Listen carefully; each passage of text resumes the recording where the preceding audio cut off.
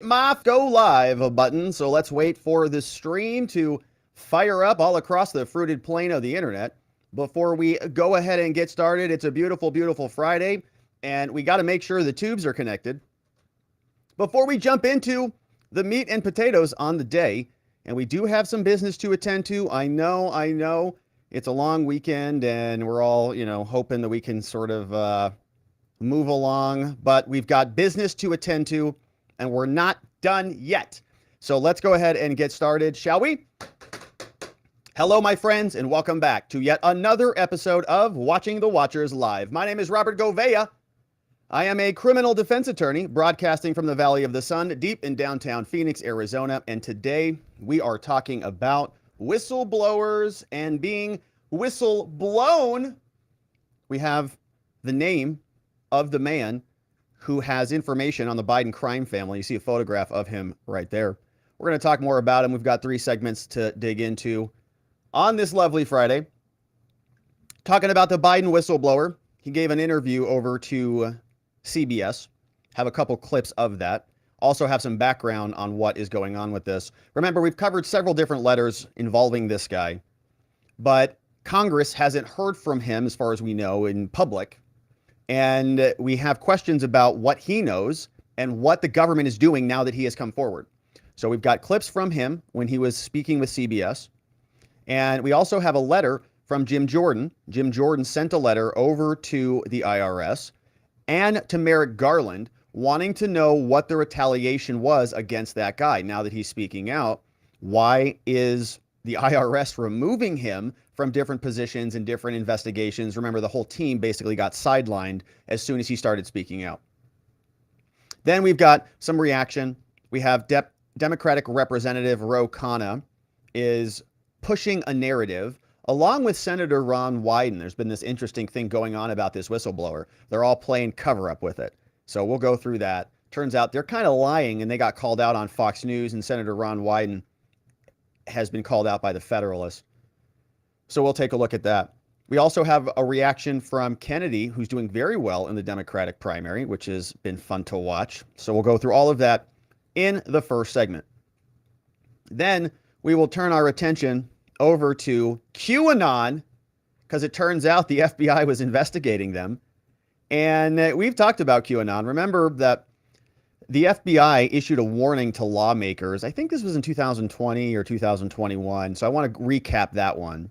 After January 6th, everybody became an insurrectionist, and a QAnon conspiracy theorist is, one of the worst things you could possibly be in this country, according to the mainstream media. You almost wrecked America if you're one of them. And so Congress was being warned about it by the FBI, and a new Freedom of Information Act came out, and we can see how the FBI was investigating QAnon. And so it's actually kind of interesting to see.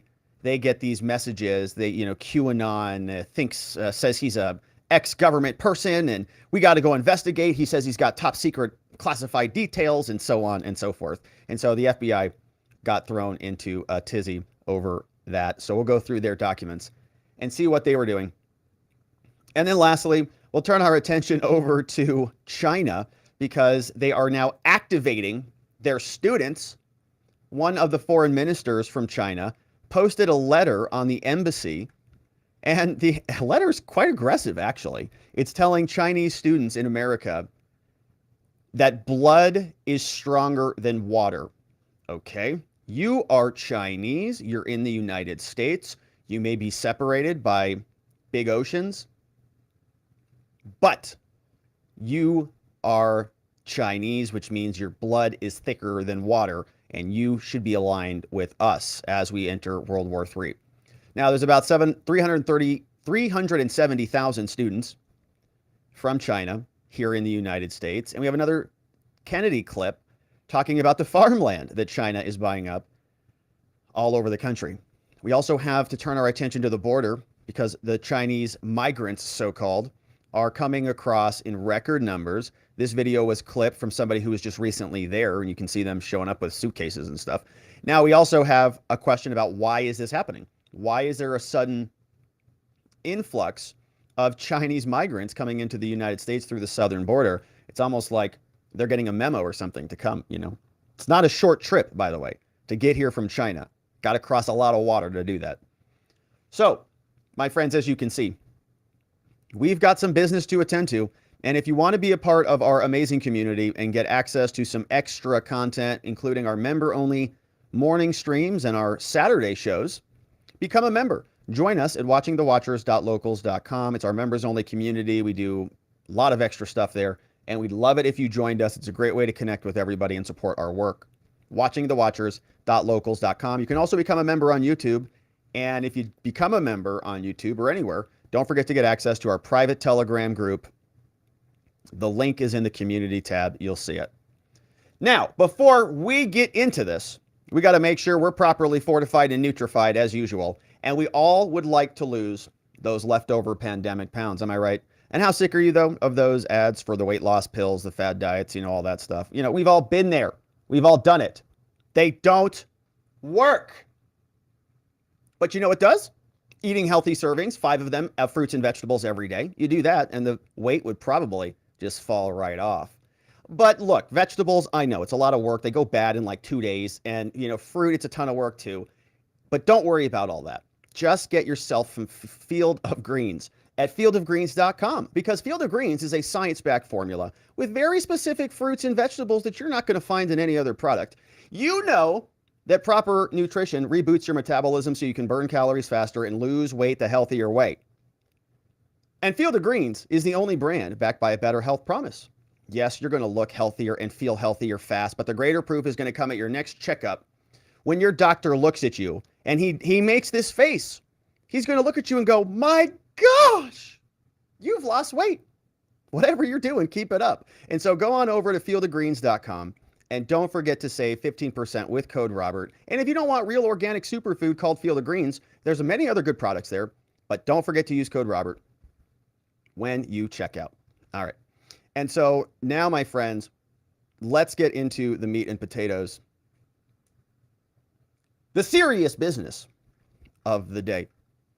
The Biden crime family whistleblower is now speaking. He's identified himself as Gary Shapley, and we've been following his work for some time. He came to the public and said, "I've got information about the Bidens that the IRS and the Department of Justice have been covering up. They've been so-called investigating Joe Biden and Hunter Biden, but nothing is moving forward." And how does he know that? Well, he's somebody who's a pretty high-ranking person, been at the IRS for a very long time, and was assigned to this detail investigating the president's son until he started to speak out. And then what happened? They removed him, which is in violation of the laws against retaliation against whistleblowers.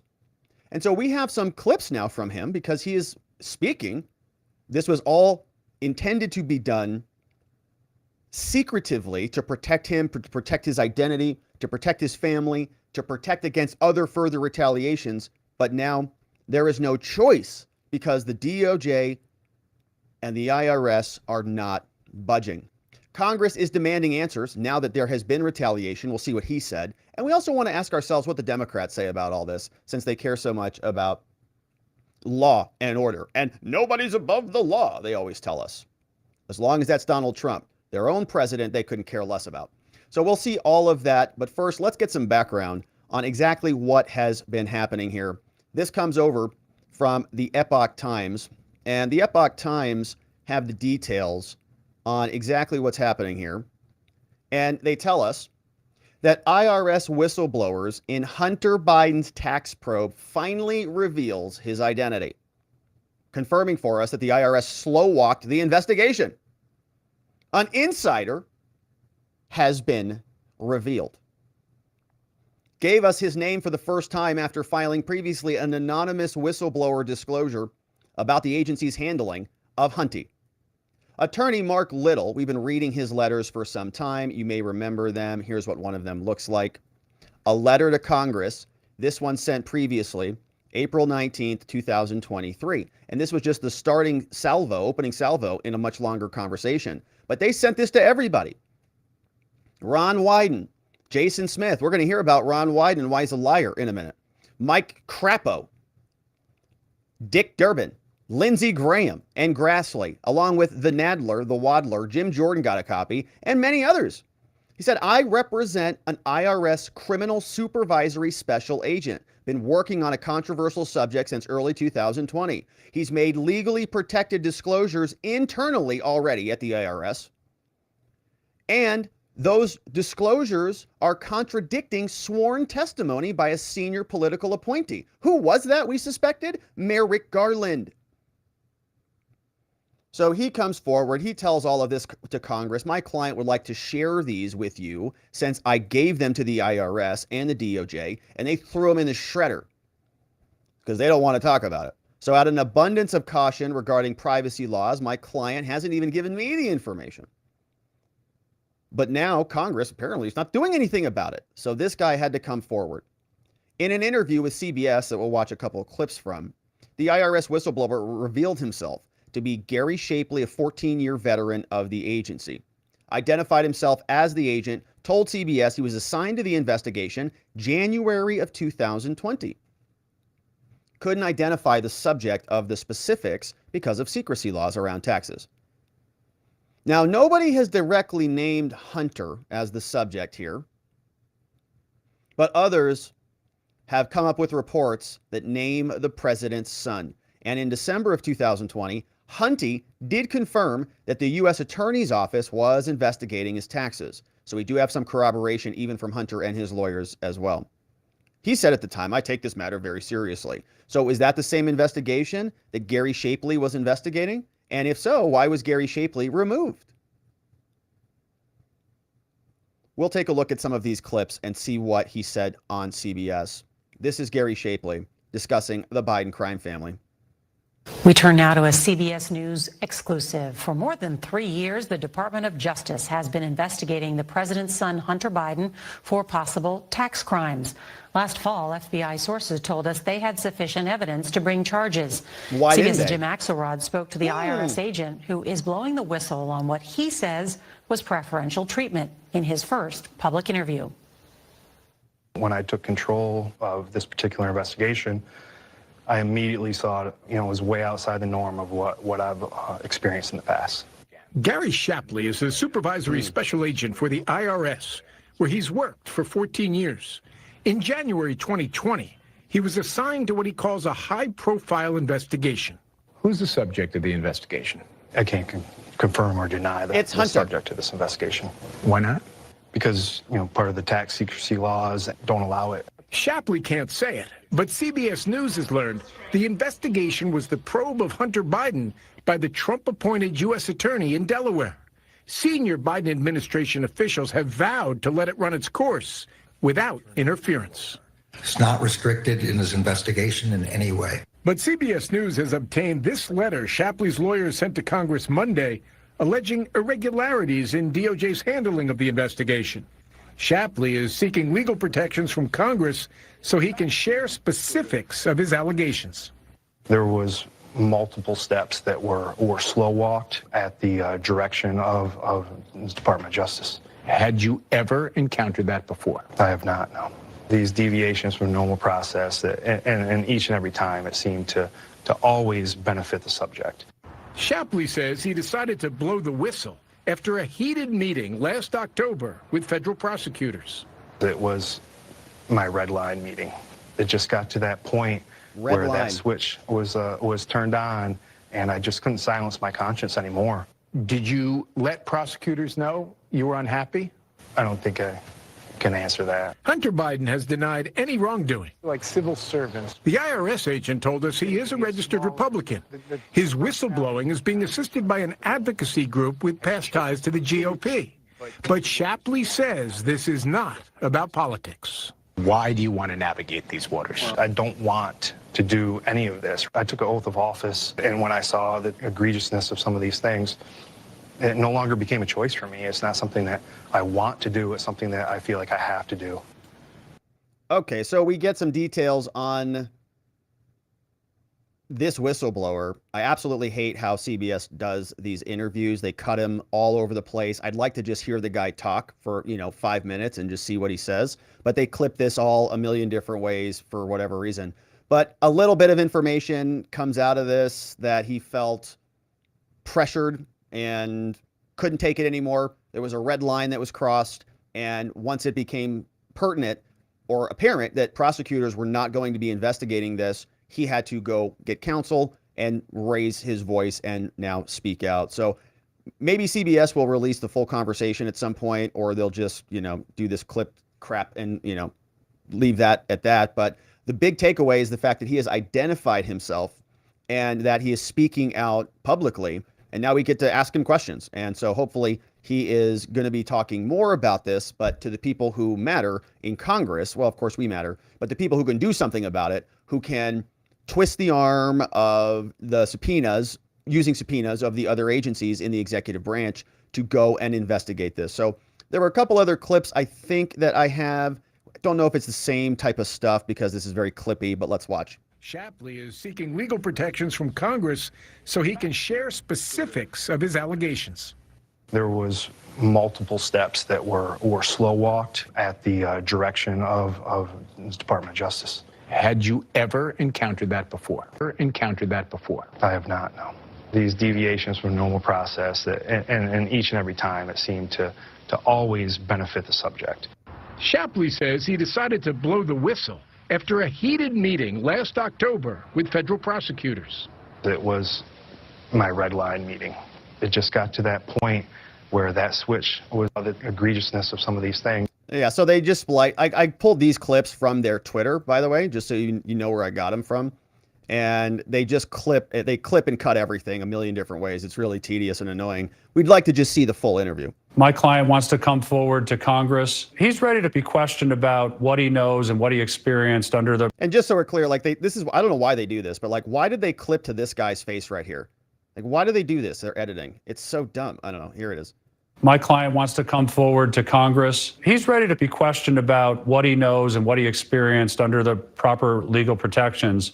Attorney Mark Lytle's client is a supervisory special agent at the IRS who's prepared to tell Congress the investigation he's been working on has been hampered by what he thinks is special treatment. Maybe it'd be nice Typical if we could hear him steps talk. that a law enforcement investigator would Here's take another one. were compromised because of political considerations. Lytle wouldn't talk in specifics, declining to identify either his client or the target of the investigation his client helped conduct. Can you identify him? I can't at this stage, Jim. But CBS News has learned the investigation the whistleblower worked on is about Hunter Biden. What we're doing is being completely cooperative. That was Biden 2 years ago, after the DOJ opened an investigation into his finances. The FBI collected what it believed was sufficient evidence to charge Biden with tax crimes, and last year sent its findings to the U.S. Attorney in Delaware.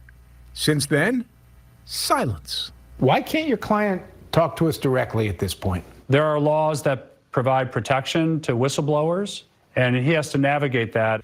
Today, Oh gosh, it's so trash. It's hard to even watch it. I can't even take it. It's so jump cutty, and you have that guy's voice. It's very tedious.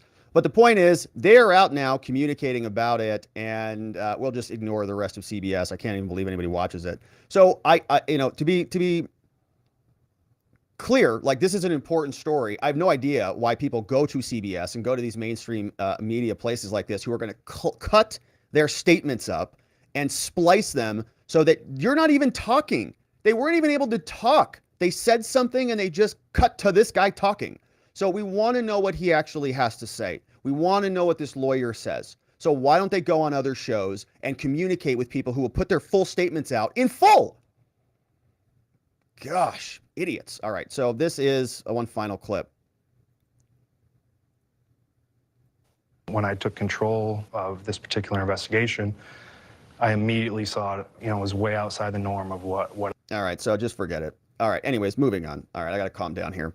Okay, this is now what Jim Jordan says. He's trying to get actual answers and communicate about some of this. And so he sent this over to Merrick Garland.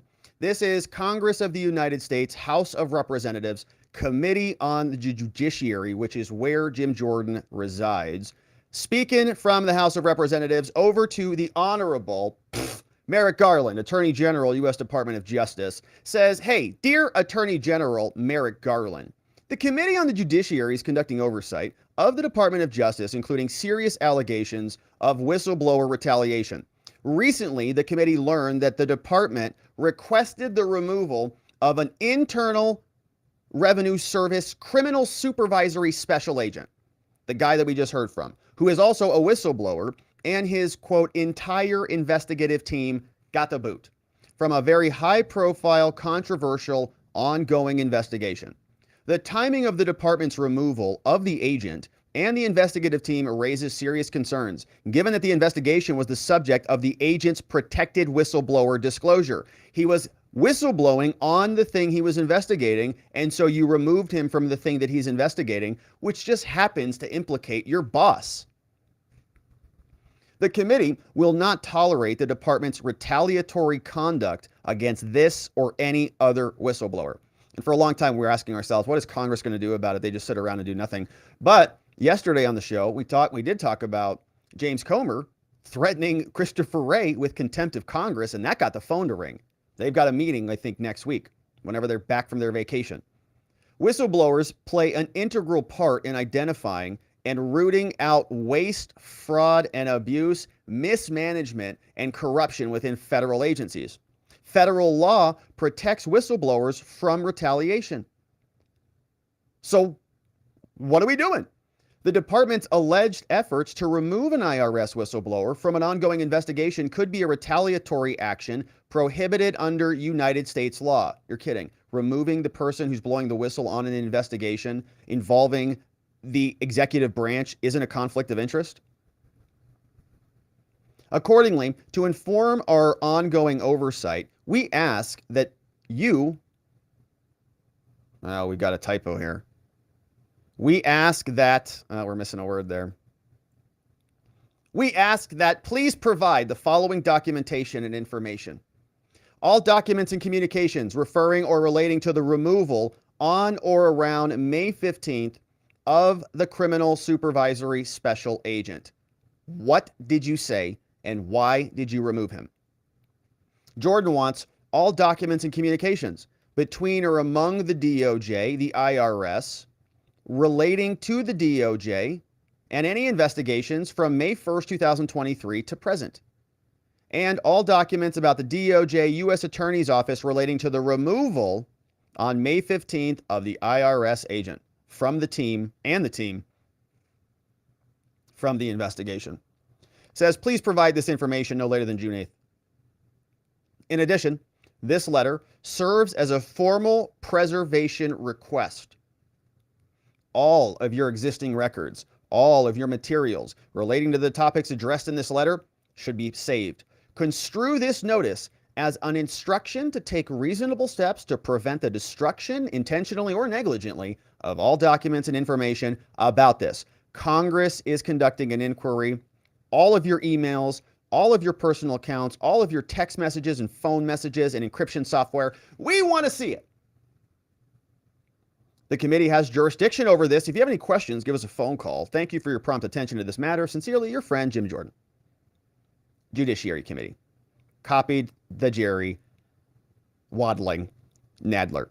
So, Congress is digging in. The IRS and the DOJ are rallying the troops inside their institutions to protect their president. And the whistleblower and his attorneys are now out speaking. And so hopefully we can get some more answers on this sooner rather than later, now that we've got a face and a name. And he's putting his reputation out there behind it. He's standing behind his allegations.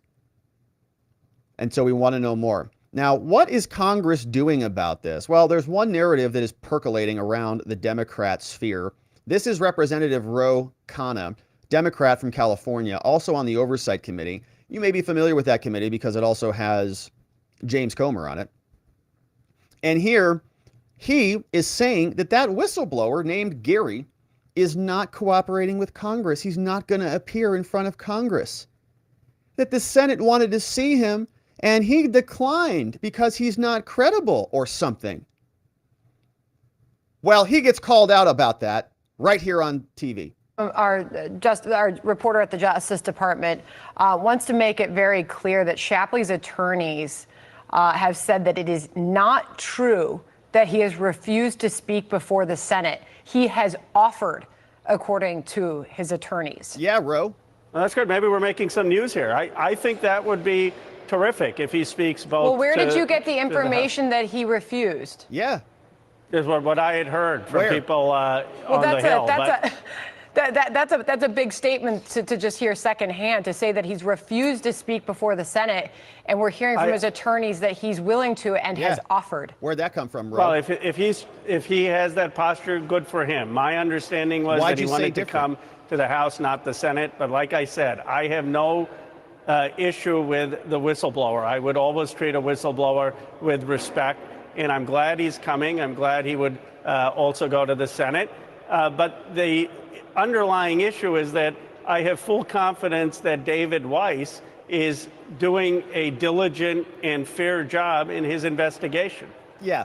Okay. David Weiss is the U.S. attorney from Delaware who has been sitting on this case for a very long time and not doing anything. And they say that he is not conflicted because Trump appointed him. But the Biden administration kept him and said, well, why don't you just keep investigating what's happening over there with Hunty?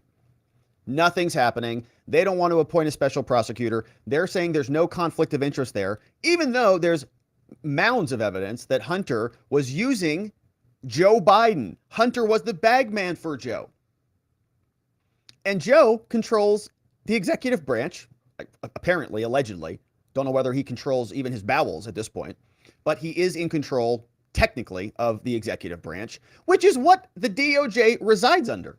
So there is a clear conflict of interest, but Khana and the Democrats don't want to acknowledge that. They want to just say David Weiss is going to take care of this. And what are we probably going to see? Tax charges that he'll just pay off, or a gun charge that he'll just go on probation for, that nobody cares about. Never mind the mounds of evidence that exist in his laptop that nobody wants to talk about. And then they come out on TV and they make these little statements like, well, he doesn't want to testify in front of the Senate. That's not true at all.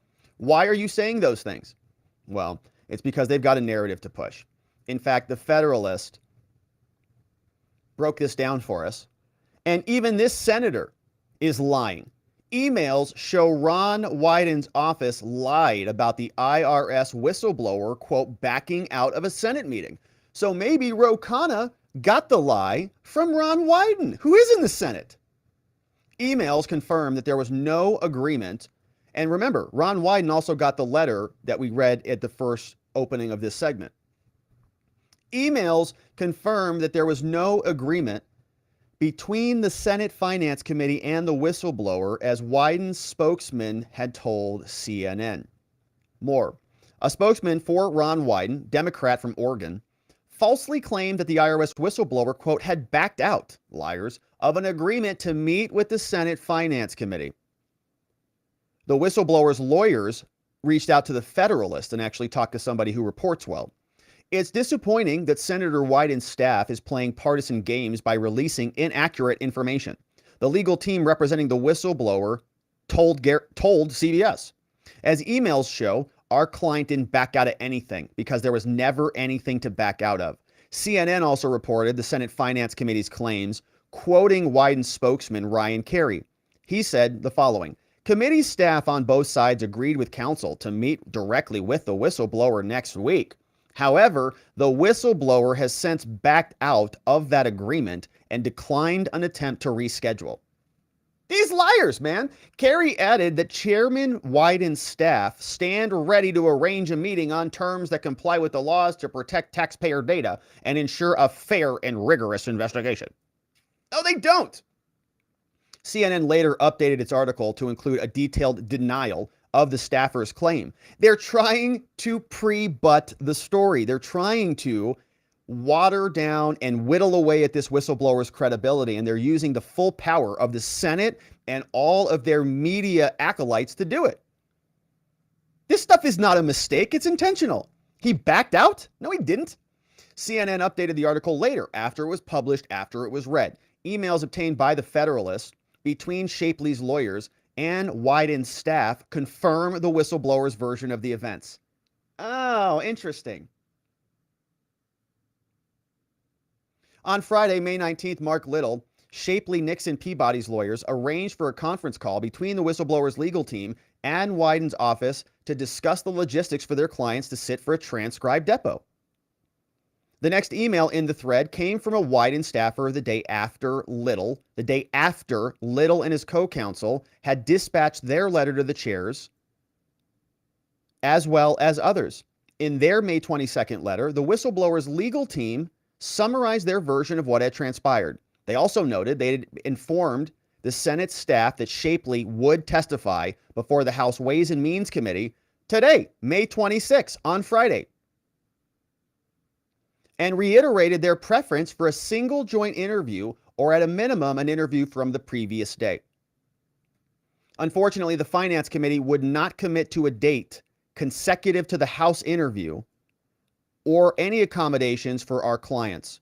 Wyden staffers, the Senate, also refused to commit to an interview the Tuesday after the long Memorial Day weekend. So they were supposed to come back maybe next week and do it. The Senate Finance Committee's political game playing prompted the whistleblowers to move forward with the House interview, which they sat for today. It was only then that Wyden's office attempted to commit to an interview with the whistleblower before the Senate Finance Committee. The staffer from Wyden's office sent an email that both ignored Shapley's letter and misrepresented the prior communications. All right, so Ron Wyden and his staffers are again being dishonest. The email communications back up those claims, with the whistleblower's legal team writing that during their Friday call, Wyden's office would not commit to either Thursday or the following Tuesday after the holiday. So the House is working with them, but the Senate, which is still in control of the Democrats, is not. An email came in, said, "We asked you to reconsider Thursday, and you offered to check on logistics for Tuesday, expressing doubt that you could get a court reporter. We didn't hear from you over the weekend or on Monday, and thus we sent another letter." So that was from the whistleblower's lawyers. In response, Wyden and his team, they didn't dispute the sequence of events, but they wrote that since Tuesday was represented as a distant third option, it was just an option. In line with that agreement, Tuesday is when we're available to meet. Let us know how you'd like to proceed. The final email confirms there was no agreement between the Senate committee and the whistleblower, but only efforts to continue to reach an agreement. Now, they tried to get clarification from this staffer called Daniel Gosshorn, the Wyden staffer, asking, sir, at the Wyden camp, did the senator's spokesman just misspeak when he said that somebody had backed out, the whistleblower had backed out, he had an agreement, and then like a coward, he ran away? Did he just misspeak, or are you guys dishonest, partisan hack liars? Which one is it? When he said that there was an agreement for Shapley to testify. The Federalist also asked whether Wyden's office on Friday had been unwilling to commit. Gorson did not respond with a comment by press time. However, no matter the reason why they're refusing to conduct a joint interview, that may be their only option at this point. They're trying to delay. The whistleblower is showed up today, apparently Friday, before the Ways and Means Committee, and indicated an unwillingness to testify again later. An unwillingness, or maybe a willingness. I don't know if that's a typo or not. Rep. Smith, the House chair, shouldn't leave the decision up to Wyden, though, because the Senate Democrat has proven himself to be putting politics above the public interest. And we'll see what happens. That article written by Margot Cleveland, great follow on Twitter, and does great work over here at The Federalist. Make sure you're following her at Prof. PROFMJ Cleveland on the Twitterverse. So they got the details. Ron Wyden's obviously a liar. His staffers are liars. They're trying to smear a whistleblower who has come out and tried to communicate about the truth on this thing. So the narratives are taking hold. And there is one Democrat who is also speaking out about this. He's running for the presidency, and he's got some pretty good poll numbers that have come out recently. His name is Kennedy. Let's listen. Yes. There was multiple steps that were slow walked at the direction of the Department of Justice. Had you ever encountered that before? I have not, no. These deviations from normal process, and each and every time it seemed to always benefit the subject. So, Robert, is Biden politicizing the DOJ in this investigation to insulate his family or himself from further scrutiny or perhaps even legal action? I don't know, Laura. I mean, if what that whistleblower is saying is true, it's very, very troubling. But I think there is a larger issue here that we're seeing, which is the politicization of U.S. enforcement agencies. The IRS would be one of those, of course, if it's true there. But we saw the politicization of the CIA with earlier on in this investigation, where you had 50 CIA agents, active and retired, but mainly active, high-level people who signed a letter telling the American people something that simply wasn't true in order to affect the outcome of an election. And I wanted Biden to win that election, but I am, I'm an American before I'm a Democrat, and that is just wrong. And then we saw, these FBI shenanigans during the Durham report that are outlined in the Durham report. That also are very, very troubling, that we're seeing these agencies that should be sacrosanct, that should be above politics, that are not allowed legally to propagandize the American people. And they are being drawn into the vortex of politics. And this is a very, very troubling development for our democracy. Well, it's indeed. And so that's Robert Kennedy explaining that he is a Democrat second to his Americanism, which is first. Would be a nice model for other Democrats to emulate. But the IRS whistleblower is now speaking. We're going to continue to follow Gary Shapley. And so mega shout outs, ultra strength and energy send off to Gary Shapley and his attorneys, because now that he has been identified, the amount of pressure that is coming to bear upon them will be very high. And he's going to need the strength and energy and courage to continue forward, because he's fighting some very awful, evil, and demonic people out there in the oppositional party that he is calling out and calling to task, and there will be forces at work to try to stop him. And so, my friends, that is the update. Now, speaking of the FBI and corrupt agencies, along with the IRS, let's turn our attention over to Q. Because the FBI, very upset about him. QAnon, the mysterious group, was investigated by the FBI. This came after a very stern warning to lawmakers that they should be worried about dangerous violent attacks. And so we're going to take a look at the background story. What did the FBI tell the lawmakers across America? And then we'll go back through this Freedom of Information Act request that just got released that details some of the investigatory actions that the FBI took to go and root out Q. So here is the first part of this. This was the letter that got sent over to Congress. You see, this was some time ago, June 4th, 2021, and it's unclassified now. And so I'm sure they're still watching this and still investigating this, and they probably have a whole team of people over there sitting around on their laptops, browsing around the chans. But here's what they told Congress from the FBI. Adherence to the QAnon conspiracy theory is being done by some domestic violent extremists, which I think means everybody now. The information in this product is provided for informational purposes only. The participation of some DVEs who are self-identified QAnoners were a part of the violent siege on the Capitol, and it underscores how the current environment, remember this is in June, will continue to act as a catalyst to begin accepting legitimacy of violent action. Now, what is QAnon, you're wondering? Well, according to the FBI, it refers to a complex and constantly evolving conspiracy theory, which means it's just really hard to define. So they can make it whatever they want because it's constantly evolving, and it's a conspiracy theory, and it's promoted by a decentralized online community. All right. So they can't pin it on anybody. And it has morphed into a real world movement. Wow. So they told us a lot about it. It's complex and constantly evolving. I mean, it's very hard to define, and it can't mean anything. So therefore it can mean everything.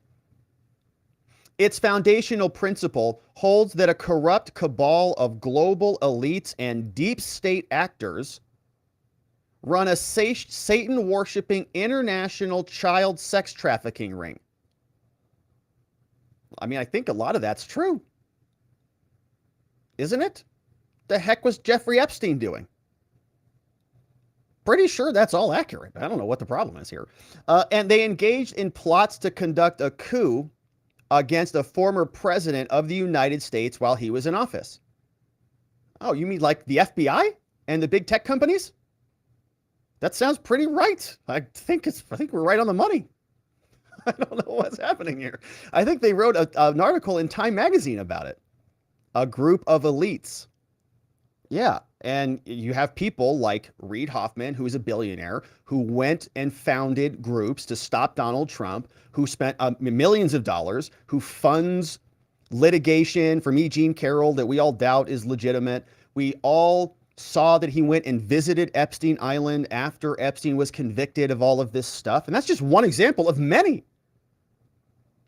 So all of this seems to be fact.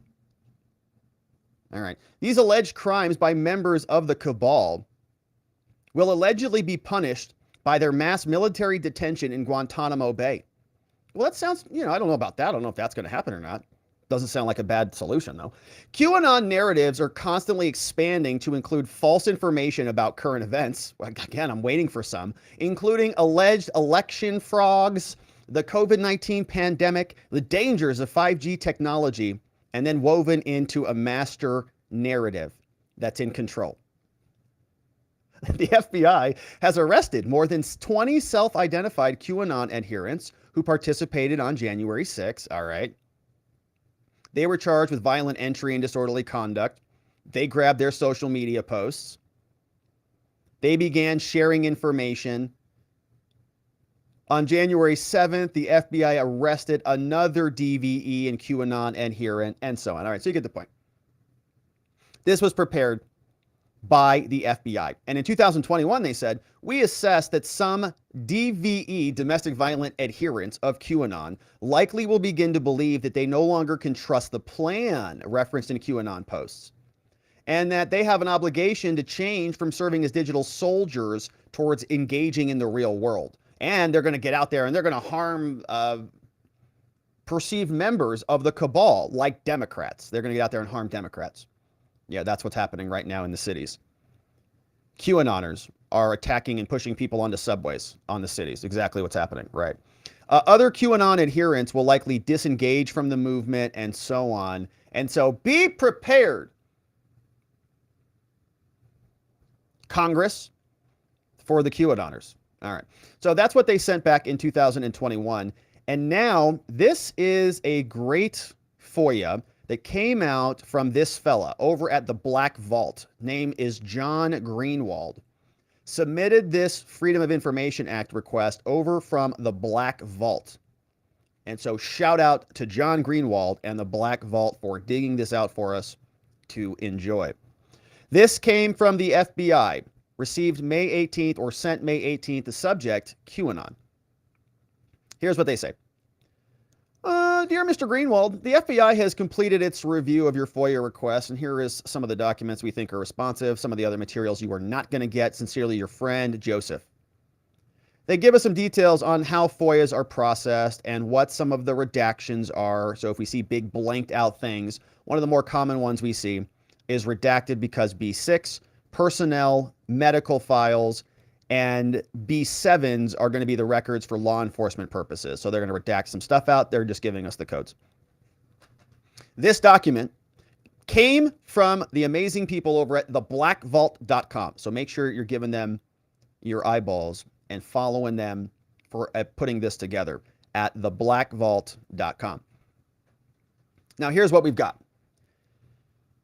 Looks like a report coming from the FBI, dated October 24th, 2018. Case ID, redacted, involving an unaffiliated bombing matter. Uh-oh, what happened here? On October 24th, 2018, this is an FBI agent, I presume, is writing. He starts typing away. Eastern Time, so-and-so email address, telephone number, and other things, says, this came in. We got this email that came into a public online tip line. Here's what the submitted text said on the form. I felt compelled to call about the devices found today in New York. The cult, known as QAnon, posted in their rabbit hole that there would be these booms coming to take down the deep state players and the lying media. That is exactly what we're seeing today. And then we see a bunch of redactions here. So we don't really know who submitted that form. I don't know if it was a concerned citizen or if it was an FBI agent. Don't know. But they continue. And according to an open source website, they say QAnon is a right-wing conspiracy group. And someone is using the handle Q, claiming to have access to classified information involving the Trump administration and its opponents in the United States. The theory details a supposed secret conspiracy by an alleged deep state against Trump and Hollywood actors and others. It's characterized and supported by Donald Trump. Its proponents have been called a deranged conspiracy cult.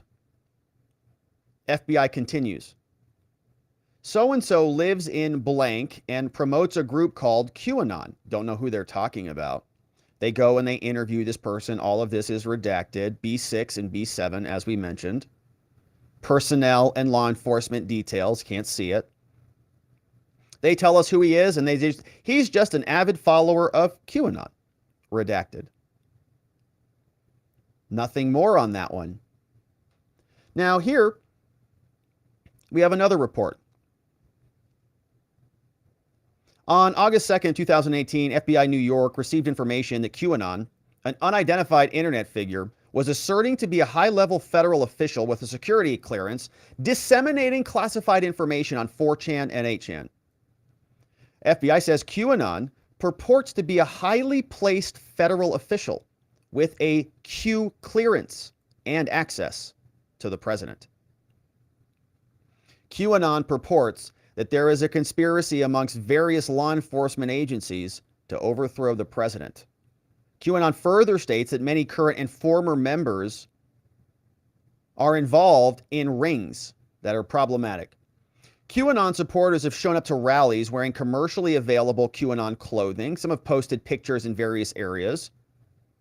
Other people have been involved in standoffs with police. But QAnon has not publicly revealed their identity, according to the FBI. It is unknown whether QAnon is actually affiliated with the U.S. government. This is from the FBI. Also unknown whether QAnon is profiting off the assertion that they are a government employee. Assistant U.S. Attorney, redacted, no names on that, and redacted, no name on that one, concurred with the opening of this investigation. So two lawyers thought it was worthy for the FBI to dig into this. More redactions, B6, B7, B5. Based on the actual supplied information in this report, there is an articulable factual basis to believe that an activity constituting a federal crime has or may have occurred. It may be occurring. If QAnon is an actual federal informant or is a federal employee who has access to the president, this could be like a Pentagon Papers leak. This could be like a Jack Teixeira thing.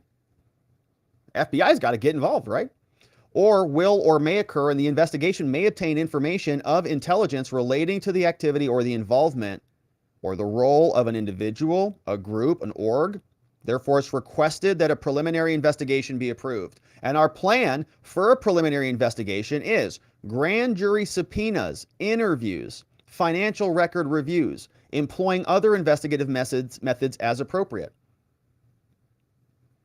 They say special agents redacted and redacted are going to be assigned as the case agents. And this is more documentation about the opening of the file. They say that New York office is now, because we've gone through this procedure where they get a report, an anonymous report, goes over to some U.S. attorneys, goes over to some FBI agents, they review the report, they go around on Wikipedia, they say, oh, Q. And then they turn around and request enough, they say there's enough articulable there that a crime may be committed, let's investigate.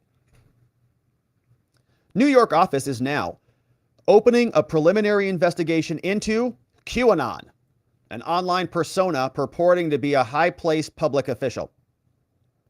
On August 2nd, 2018, the FBI New York field office received a referral that QAnon was purporting to be a highly placed government employee disseminating classified info.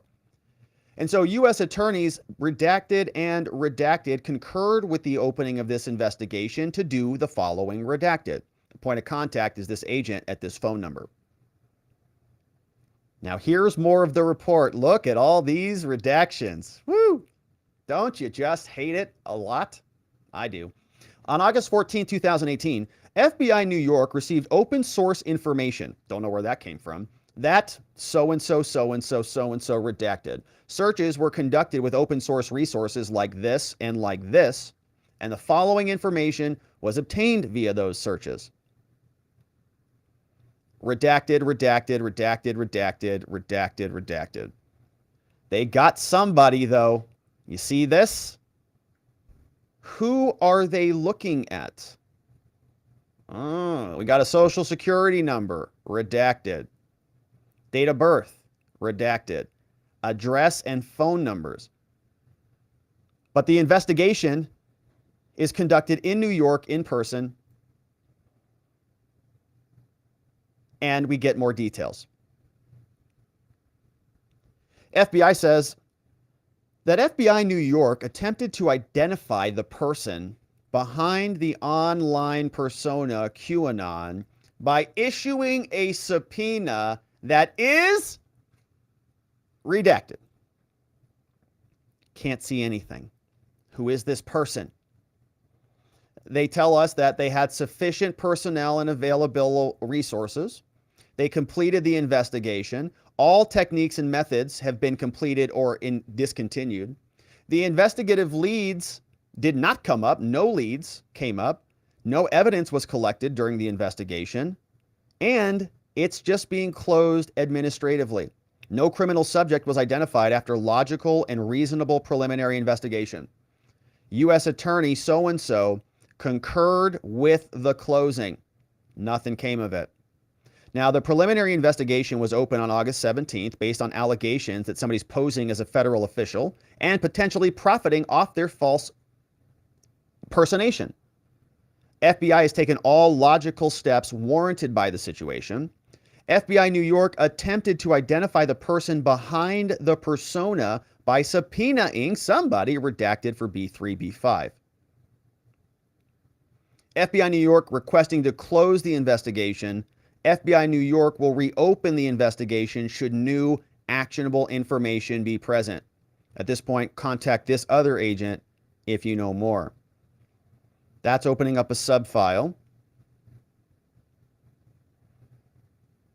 Telephone pen register data to get some phone information. They're tracking phones now. Date of birth, cellular telephone number is this number, address is this number. This is on another date. This fast forward 2019. So-and-so called the FBI Threat Operations Center. Somebody now is calling, not a form submitted. And they're saying with concern that so-and-so, so-and-so, so-and-so, so-and-so, so-and-so has become involved in the conspiracy group called QAnon. And the caller provided the following information that has been redacted. On January 13, 2019, similar call comes in, and we find nothing further in terms of details. And so the synopsis is now closed. We have a confidential human source information. This is from January 2nd, 2019, interstate threatening communications by somebody. Threatening communications is a tip. This came in from a CHS, it looks like. Information contained in this document pertains to a highly sensitive intelligence source. I wonder who this is. Recipients are cautioned to avoid taking any action based on this information that could compromise the source without prior contact with FBI. Synopsis. All redacted, obviously. Enclosed are the following items: redacted, redacted, redacted. So they've got somebody embedded somewhere. And what he is providing, we don't know. But it certainly looks like they don't have details on who is behind Q. They had an initial thought. Seems like they issued some subpoenas. They got some cell phone records. They may have gone and visited somebody. People are calling in on public tip lines and submitting public forms. But we are not seeing any details of any criminal charges or any real fire or inkling that they know who this person is. So the FBI will very likely continue to spin their wheels, as they often do in most things they investigate. But as it stands now, QAnon seems to be outside the radar of the FBI. So, guess we'll wait and see. They'll have to keep tracking away. So, my friends, that's on Q. And now, now I see we got another segment to get into. All right, and so let's just keep motoring on through, my friends, on this lovely Friday and dig into this story. China now activates their 300,000 plus students living here in America. And it's not just the students. There are other Chinese migrants, so-called, coming across the southern border in record numbers as the border continues to fail. And so this was an interesting letter that came from the embassy of the People's Republic of China in the United States, and they're sending this specifically to their students here in America. And it's a very interesting letter as we are now embarking into much hotter wars with various superpowers around this world, that China would be sending this to 370,000 people across the United States. Here's the letter. It comes from Ambassador Xi Feng to fellow compatriots in the United States. Here's what they say. Dear fellow compatriots, this is China speaking. As I arrive in the United States and begin my tenure as the 12th ambassador extraordinary and plenipotentiary of the People's Republic of China to the United States, I wish to reach out to you at the first opportunity and bring you hearty greetings and best wishes from the motherland.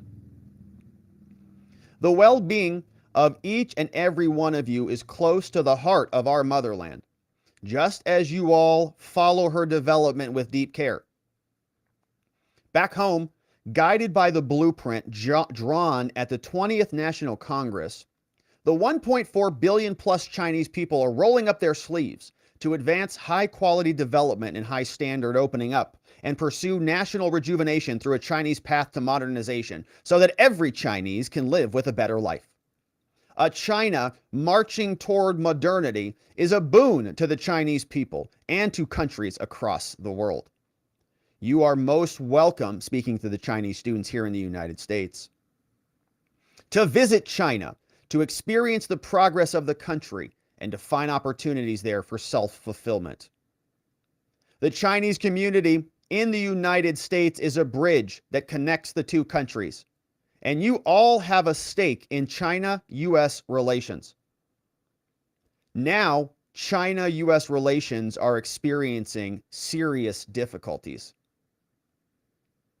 This is not what China wants to see, nor is it in the fundamental interests of the Chinese and American people, as you must have felt.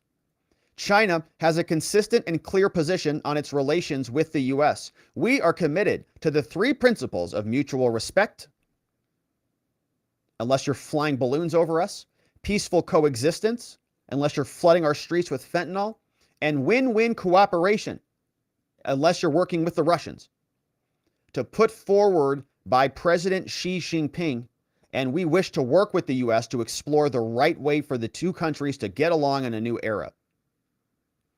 This is my mission as Chinese ambassador to the U.S.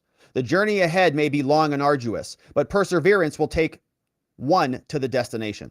My colleagues and I will rise to the challenge and work diligently to fulfill our responsibilities. In this process, your support, your involvement, and contribution would be most valuable. Blood is thicker than water. Serving the Chinese nationals overseas and protecting your lawful rights and interests is what all Chinese diplomats must do and do well. My colleagues in the embassy and I will always be there for you. We will help you resolve difficulties and take concrete actions to foster more favorable conditions and environment for your work and your life in the U.S. I look forward to meeting old friends here soon and making new ones. Please come visit me at the embassy. From Xi Feng. So, blood is thicker than water. Help us do what we need to do here in America to make China strong. And this is concerning, of course, because there are 370,000 students here from China. And people have questions about what the Chinese are doing. In fact, we just released a video on Volt Typhoon, which is a Chinese state-sponsored hacking operation that is legitimately interfering with U.S. infrastructure such that 50 so-called senators got satellite phones to protect themselves in the event of a catastrophic shutdown. And so China just keeps marching forward. Now, you see here, according to Axios, last year there were about 290,000 Chinese students studying. That number has gone up and down. It fluctuates. Previously, during 2017, it was about 363,000. Comprehensive data last year is not yet available. Apparently, they are now looking elsewhere for education. So enrollment is increasing, declining in different parts as the tensions between the two countries continue to increase. Robert Kennedy, running for president, is out talking about this as well. He explained to us that the Chinese are also gobbling up farmland all across America. Hey, everybody. Here I am in Sherwood, Connecticut, on Sherwood Island. There's a little woodchuck hole. Shirley Troubadour asked a question about why Gates and China are being allowed to buy up all the farmland in our country. And I'm going to tell you something that I had an experience with. I spent many years, about 20 years, suing the factory farms, the big hog farms, and the big chicken producers like Tyson and Bo Pilgrim and Purdue, Frank Purdue. But Smithfield Foods was the biggest pork producer, and Smithfield came to the state of North Carolina, and they built a slaughterhouse that could process 30,000 pigs a day. And then they had a partner named Wendell Murphy, who was in the state Senate, and he passed 28 laws in the North Carolina State Senate making it illegal to sue a factory farm. And they dropped, he left and went into partnership with Smithfield, created a way to raise pigs that would instead of raising them on farms, to raise them in warehouses called Murphy 1100s. And they dropped the price of pork from 60 cents a pound to 2 cents a pound. Wow. It put out of business all 28,000 independent hog farmers in the state of North Carolina, and it replaced them with 2,200 factories, all of them either owned by Smithfield or contracted to Smithfield. The only farmers who could stay in business were farmers who signed that contract with Smithfield to mortgage their homes, to put those big hog sheds, the Murphy 1100s, on their property. And then they lose all control. They become serfs on their own land. Smithfield dictates all their farming practices. It gives them the food. It delivers the piglets, picks up the grown animals, and brings them to slaughter. And none of the decisions made on that farm are made by that family farmer anymore. He's no longer a family farmer. He's a serf working on his own farm. They put out of business 28,000 farmers, and they control now 80% of the hog production in North Carolina. Because they dropped the price in North Carolina, Iowa had to adopt the same system, had to cave into Smithfield. They ended up taking control of 80% of the hog production in our country. Then they sold themselves to China. Yep. So now China owns all that hog production in America, and it controls our landscapes. And that's the end of Thomas Jefferson's vision of an American democracy rooted in tens of thousands of independent freeholds, each one owned by family farmers, each with a stake in our system of government. And that's why all of this industrial agriculture not only gives us substandard food, and is food that is not nutritious, that is filled with chemicals and hormones and antibiotics, but they're also taking control of our landscapes, and that is a huge threat to American democracy. I hope you guys have a good day. You too, Robert Kennedy. Thank you for sharing that knowledge with us. I think it's very important that we hear that stuff, and I think our food is being watered down and inflated away. It is being denutrified, inflated just like our dollars are. And the Chinese are behind it, a lot of it. They're gobbling up a lot of the farmland as we see. And it's the same pattern that we've seen in other ordeals. In prior shows, we've talked about how Hunter Biden would facilitate very similar transactions. He would go in and he would help buy up portions of businesses, or in the case of the Congo, mining rights, and then they would wait until certain limitations expired, and then they would sell their interest to the Chinese. So these are long-term games where the Chinese will slowly buy shares of a company until they own the whole thing. And when you control the food, when you control the water, you control the population. And so it's a very horrendous thing that's happening. Now, in addition to this, there are record numbers of Chinese migrants coming across the border, and it's a very long trip. People are wondering how they're getting here. The Daily Caller posted this one. They tell us the following. They say, the influx of Chinese migrants crossing the southern border continued through April. Border Patrol encountered 3,100 migrants from China at the U.S.-Mexico border. According to CPB data, Chinese migrants often pay hefty smuggling fees to reach the U.S. They've been found to have large sums of U.S. currency, according to Border Patrol. They've encountered almost 10,000 Chinese migrants at the southern border between October 2022 and April, 39% increase prior to fiscal year. Migrants from Latin America pay around $4,000, according to reports. Right now in China, there's extreme pessimism, especially in people around the age of 20. Chinese migrants encountered by the border so far in the fiscal year 2023 are single adults, legitimate asylum claims, some of them have. Also possible, some are nefarious actors. When I first saw the surge in Chinese migrants, that's the thought that came to my mind.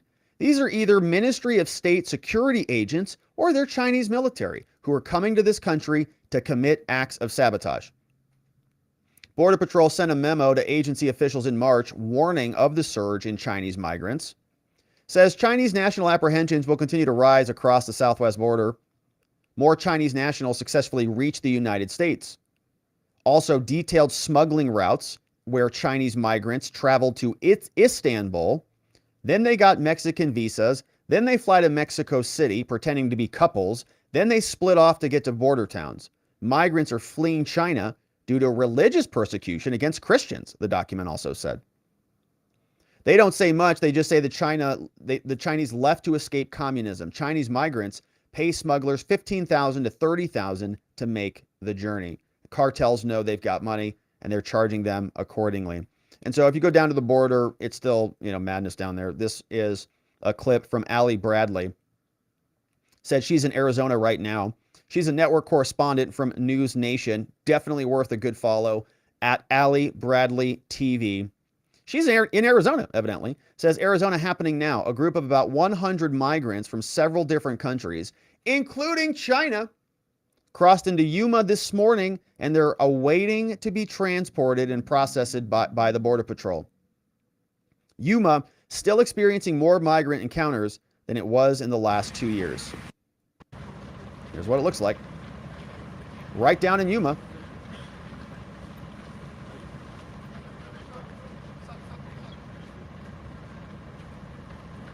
Just walking right in. Biden's border. So not ideal. Now, the question is, what is pulling and causing all of these people to want to immigrate over to the United States or migrate to the United States or invade the United States or create a regiment in the United States? TPR tells us the following, that most of the migrants come from somewhere in Mexico or Central America, but not all of them. Echo Wang, a reporter for Reuters who is part of the team, had the following interview. Says, well, so most of the people, actually all of the people, really with one exception, that I spoke to, they first fly to Hong Kong. Then from Hong Kong, they go to Turkey, to Istanbul. Then they look to a flight to Ecuador, because Ecuador is the only country in South America that is visa-free for Chinese visitors. So from China to Hong Kong to Turkey, Turkey to Ecuador, Ecuador, then where? So Ecuador, then what? Yeah, a lot of people spend over a month on the roads traveling from Hong Kong all the way to the border. One of the things we've learned is people are trying to get out from the COVID lockdowns. This is communism. Yeah, and this is what our own people are trying to do here. So tell me about the role of social media. It says, well, a lot of people tell me they came across this idea by accident. A lot of people describe to me they're on their TikTok feeds. It's called Douyin in China. And they're scrolling through their TikTok feeds. You know, what the heck is this? You can just go to America, and many people watch the content, and that's how they get started. People are watching this, and they start asking themselves, how do we flee to America? How do we migrate to America? Is the border open? Joe Biden says it is. They say, yeah, sure, come on over.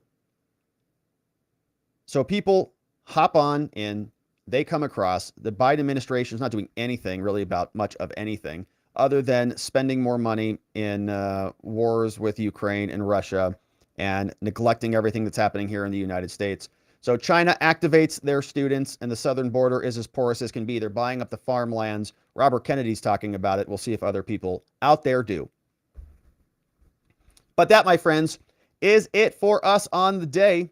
And so we are going to wrap it up and see what you have to say about all of this now and more.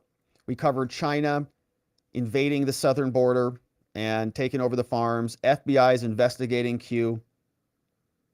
Haven't found him or her yet, though. And we know that the whistleblower has now identified himself as Gary Shapley. And we're very curious to see if he's actually going to sit down with the Senate and talk about any of this. But now, my friends, let's hear from you and see what you have to say all about this from our friends at watchingthewatchers.locals.com. We'll check in and we'll see if we got any super chats that came in on the lovely day today. Hey, we got some new members who came in. Woo! Who do we have here today? We had some amazing new members who came in. So welcome to our newest members. We got Prairie Pond is coming in here. Thank you, Prairie Pond. Welcome to Shout Out Member status. Don't forget to grab the Telegram link if you're joining us on YouTube. And shout out to our other friend, Diane Hunsberger, who's been a member for 2 months. Woo! 2 months. It just gets better. 2 months, we're just getting warmed up here. This is really like a 25-year program. So you're on 2 months out of 25 years. Thanks for joining, Diane. Appreciate you being here. Same with Jay Pierce. Welcome to Jay Pierce is also a new member, which means we're going to get, by the way, my friends, we're going to have a members-only morning stream tomorrow. We do Saturday show streams, so make sure you come and join us. Well, it's about, sometime in the morning. It's most of the time. It's not on a strict schedule. It's Saturday. But don't forget to join us. And during the weekdays, we do a member-only morning streams as well. Rocky Water, this one came in over on Locals, says, thanks as always for what you do, Rob. One comment. The argument, quote, nobody is above the law is missing the point. I think everyone knows and agrees with this. The proper argument for the weaponization of the government against MAGA is nobody is beneath the law. Which I would agree. If they want to prosecute Trump, okay, they got to prosecute everybody else. They're not going to do that.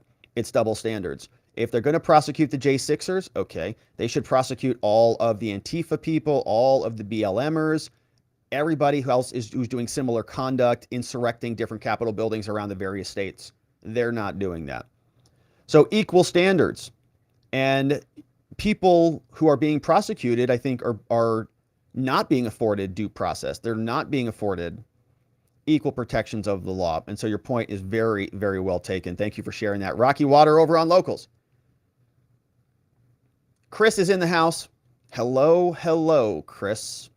Hello, hello. How are you saying it? Hello, hello. Hello, hello, Chris. Thank you for the super chat. Thanks for being here, my friend. Happy Friday.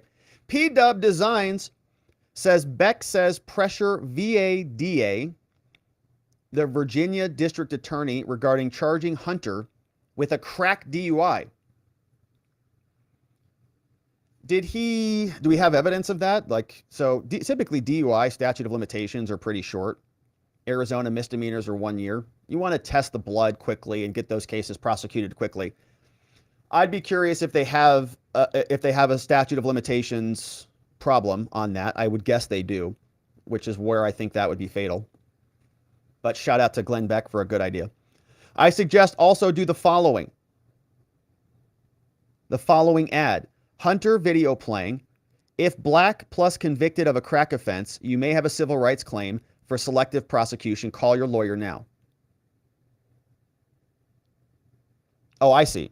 Yeah, I see. Yeah. If you were a black male in America back in the 1980s and you had one little sliver of crack cocaine, Joe Biden wanted you in prison for 5 years.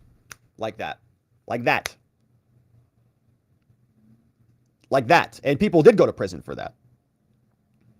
And his own son wanders around all over the place with grams of crack and no penalties for him at all.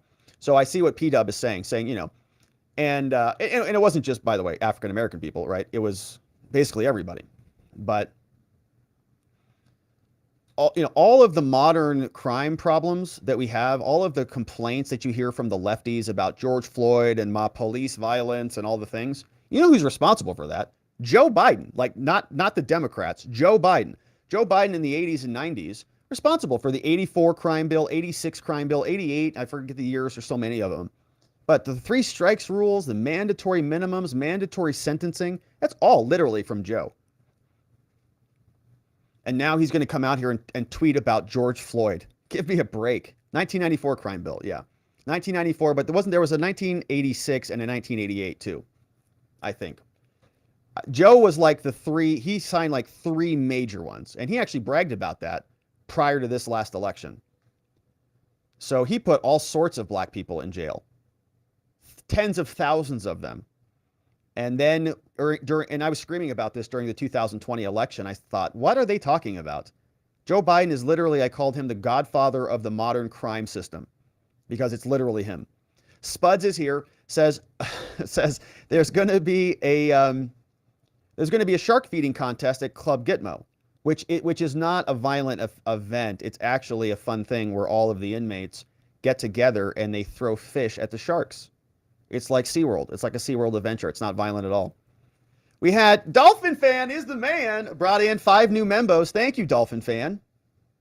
Who's coming in here? Golden Gaming, Yannick G, Jesse James is in the house, Phil C, and Walulu is coming in the house. Thank you, Dolphin Fan. Woo, we're going to get some new membos. Tomorrow's morning chat's going to be very spicy. John McGarvey says, Rob, are you telling me that Q wasn't real? No, I think he was. FBI still looking for him. They can't find him. But he's still out there, I think.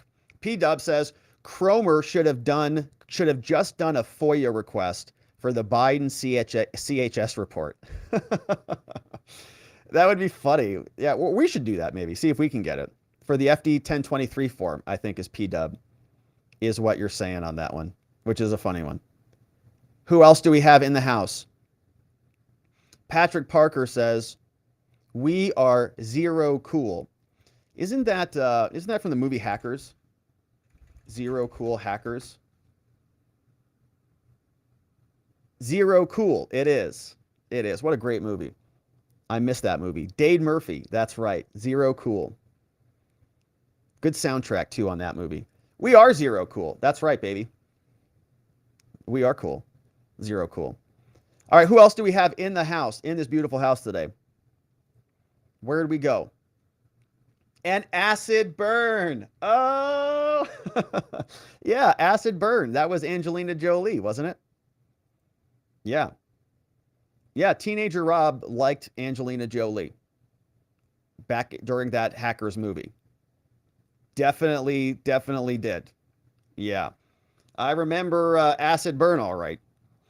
Yes. Patrick Parker's in the house. Thank you, Patrick. Inviting 5 new members. Man, it's going to be lit tomorrow. Bo Dickerson, Steve Lee is coming in. David N's in the house. Julie C's coming in. And Tommy. Welcome, Tommy. Tommy Robertson. Welcome into our amazing new community on YouTube. Don't forget to grab the Telegram link, my friends. And thank you very much, Patrick, for inviting them in. Oh, my goodness. And this is just out of control. Voice of the People also bringing in 5 new memberships. Tomorrow's going to be out of control. What are we going to talk about? I'm getting nervous now.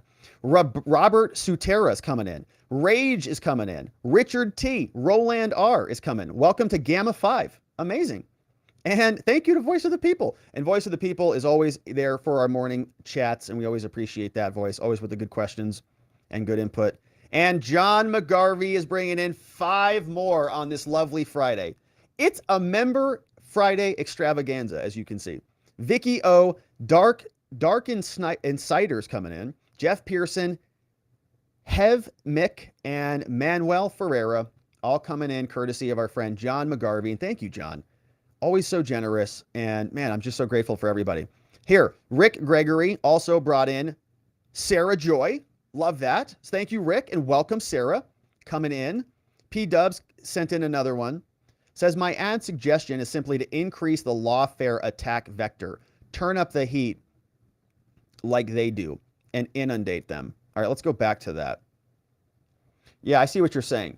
Yeah, so this was the comment saying, yeah, like Joe Biden convicted. I think that's a great idea, actually. Every time, and I really wish the Republicans would have hit that harder. I mean, look, we were screaming about this here on this channel, and I was very upset that the Democrats were beating the Republicans on criminal justice reform. I thought it was ridiculous. I've always kind of seen this. I don't think it's as pertinent anymore or as powerful as it used to be. But for a long time, you rewind the clock, like, I don't know, prior to 2020. The Democrats were reclaiming the mantle of criminal justice reform. And I thought that was nuts. I thought the Republicans should have taken that from day one and just said, look, we love the cops, we love the military, but we also want appropriate limitations on government power. And they could have taken that lane and taken over the whole George Floyd narrative and all of that stuff and said, no, what are you nuts? Joe Biden was responsible for the current justice system. All this BLM stuff, they could have, we could have gone through and written just true piece after true piece about all the damage that Joe Biden, literally Joe, did. He signed the bills. There's clips of him talking about it. He was as thrilled as can be. And it was catastrophic to the black community in America. And the Republicans didn't hold his feet to the fire on that because the Republicans are, basically unequivocally pro-cop all the time. And I mean, as a party, why? Because the cops are going to lock you down they're going to lock you down just like everybody else. And it happened here locally too. I got phone calls from people. Well, why are the cops in my hair salon right now? Oh, well, you're in violation of the law legally. Why are the cops telling me to shut my gym down? Oh, yeah. So why don't the Republicans say that individual sovereignty doesn't come at the expense of supporting the cops endlessly? And they could have said, we want police reform too. And they could have taken the wind out of that entire argument. And remember how powerful BLM was and that whole movement was, and how they allowed the Republicans to be labeled racist and bigots and all of the things. And they were the people who created the criminal policies that are being enforced in this country. They happened in the 90s, in the late 80s and 90s, all from Joe Biden. So the fact that Republicans didn't just talk truthfully about that is just nuts. So it's a good comment from P-Dub. Dolphin fan is the man. Oh, and this GIF, it plays on repeat. Love that. Thank you, V, for sending that in. Dolphin fan is the man. And boom, we got that one saved. Salty Sarge says, it's okay. It's okay to have a thing for Angelina Jolie. All right, thank you for that. I think you're right. It is okay. There's nothing wrong with that. When I was young, I had a thing for a witch, a genie, and a girl from 1 million BC. I don't know any of those people. A witch, a genie, and a girl from 1 million BC. Well, sound like they're all total babes out there. So good for you, Salty Sarge. Sounds like you got good taste. Here's another one from P-Dub. Says, last one, thank you. I Lawyer 2, JD LLM 1997. Well, great to know you, P-Dub. And man, you got the LLM. That's like advanced. You're like a smart person. You're like way smarter than me. That's for sure. LLM is like, for those of you who don't know, LLM's like a kind of like a PhD of law. So it's a pretty smart dude here. So shout out to P-Dub Designs, and thank you, my friend, for giving me the fist bump over the super chats. And I really think it's a great idea. And I think that I wish Republicans thought more like that, a little bit more strategic, and start digging those things out and shoving them back in their faces. Their policies are crap. Just show them. All right. This one came in from Trust2Kids. Says, thanks, Rob, for all you do. Well, thank you, Trust2Kids. Thanks for being here. Thanks for sending in the amazing Rumble rants. Very, very much appreciated. And V shared this one from Twitter. Oh, I see what he's doing. Reminding me to go to Twitter. Thank you, V, for that. Thank you. I know I forgot a couple times this week. It's not because I'm intending to snub Twitter. I love Twitter and I love everybody on Twitter. In fact, let's see how many people are watching right now. Is anybody even over there? Hey, there's 8 people. Out of control. It's Friday Madness. Who's in the comments? Let's say hello to our friends on Twitter. Deplorable Fred says Gary Shapley needs 24/7 security. Yeah, he's going to be in some hot water, I think, or some tumultuous water. Turbulent waters is probably the better phrase. Says, we the Americans give you the Chinese army the maximum opportunity to, this is from Danny Williams, says nothing's going to be done unless the Republicans win in 2024. Even then, unless it's Trump, nothing's going to be done. V says, that letter from the Chinese diplomat sounds like what I'd expect from Israel to the and Jews. What? Sounds like what I'd expect from Israel.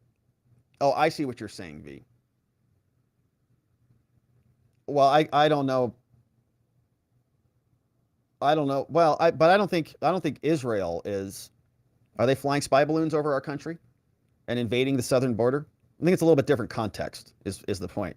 The context is the problem, not necessarily the message. It's a lot of the context. But I get your point. So it says this is a commercial that was put together after the original commercial that basically explained how the farmers were getting screwed. You can see the remnants all the way through. All right, so definitely check that one out. Tyson Poultry Farmers. Yeah, interesting. Anna's here. Josh Coe is here. Anna says, hope you've read this letter. Great coverage by Rob. Thank you, Anna. Josh Coe says, FBI investigated Q. Okay, so the FBI investigated the CIA? I don't know. They couldn't find him. If they were. Maybe that's what they found. They're like, oh, it's from the CIA's office right next door. Oh, great. This is embarrassing. James says, the more and more I hear about the southern border, the more it freaks me out. Yeah, well, it's a big problem. Yeah, it's not a good situation at all. This one came in from Salty Sarge, giving us some clarity on who this is. Bewitched, I Dream of Jeannie, and Raquel Welch from 1 million BC. That's, yeah, I know those words and I know those names, but I don't necessarily know them. Yeah. But I'm sure they're total babes.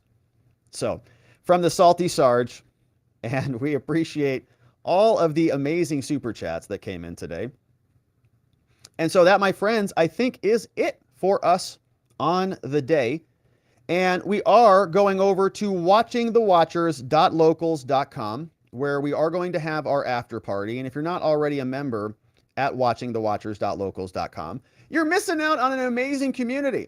In fact, here is what Geegum assembled. That is just a quick snapshot of some of the amazing people who make up watchingthewatchers.locals.com. You see them all in here. It says, get your farm in the fight, baby. Use conservative methods for better yields. From Geegum, and many of our amazing community members are there. We'd love it if you joined us at watchingthewatchers.locals.com. We have an amazing community. We have a lot of fun. And thank you to Geegum and everybody who is in that and who is here a part of the work that we are doing. We are going over there now, my friends, watchingthewatchers.locals.com. We would love to see you there. This is the web address if you need it. And if you're a YouTube member, you can also join us, but just join us in the Telegram chat. Grab the Telegram link and we'll see you over there. Don't forget to get your Field of Greens before we wrap it up on the day, my friends, and save 15% off your first order with code Robert. And they've got a lot of other amazing things, not just Field of Greens, but lean products and restful products, a lot of amazing things, fieldofgreens.com. And you can also get your Mindmap tool, same tool that I use at spotlightlawyer.com/mindmap if you want to use this for any of your production or note-taking or any of those things. Ultra shout out to our mods and our meme smiths. Thank you to V, clipping hard for us today and modding down the fort, along with K Bean, Just Cause. We've got Playing Hooky in the house.